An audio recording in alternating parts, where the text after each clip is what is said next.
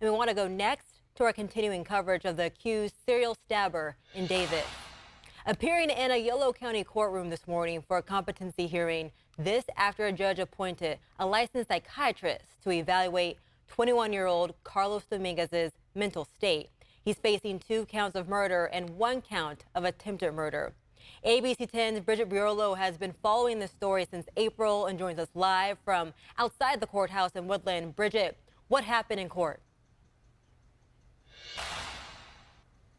Well, good morning, Monica. A court-appointed doctor says that accused serial stabber in Davis, Carlos Dominguez, is not mentally competent to stand trial, but prosecutors are pushing back on that, and a judge will have the final say of where the case heads next.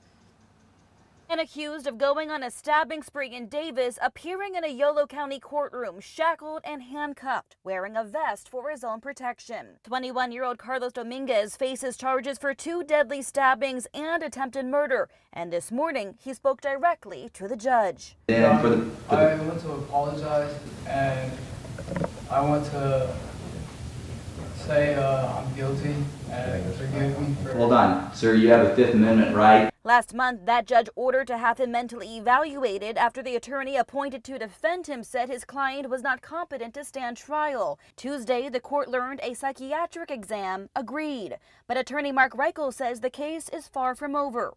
Now that the doctor has given his opinion, the DA's office has the opportunity to say, we don't agree. We want to put evidence on and dispute this. And the final answer on this is going to come from a judge, not from the doctor. The doctor was ordered by the judge, but the judge is the final decision maker on something like this. The case now heads to a trial readiness conference. But even if a judge agrees Dominguez is not mentally fit, Reichel says a trial can still occur down the road. If the judge agrees down the road, they're not competent, the person is sent out, they're worked on, they're given all sorts of rehabilitation, they're given medication, they're given therapy, they're diagnosed and so forth.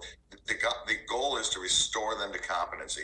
Then the trial can go forward. Dominguez was a 3rd-year college student majoring in biological sciences at UC Davis until the university released him for academic reasons. 2 days later, the stabbings began, leaving classmates and the community shocked that a once high-performing college student could be capable of causing such terror. This is a person who was doing well in college at a very good university just a few months ago. So they're going to, the defense is obviously going to have to identify what the break was, what the event was that caused this decline.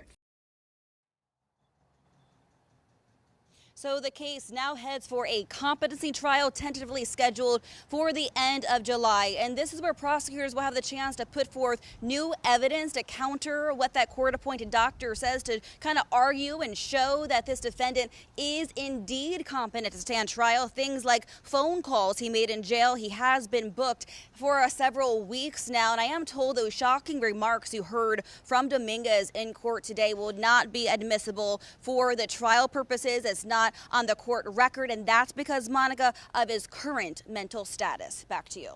A long journey to justice for the victims' families, but Bridget, we thank you for that report, and we know you'll stay on it.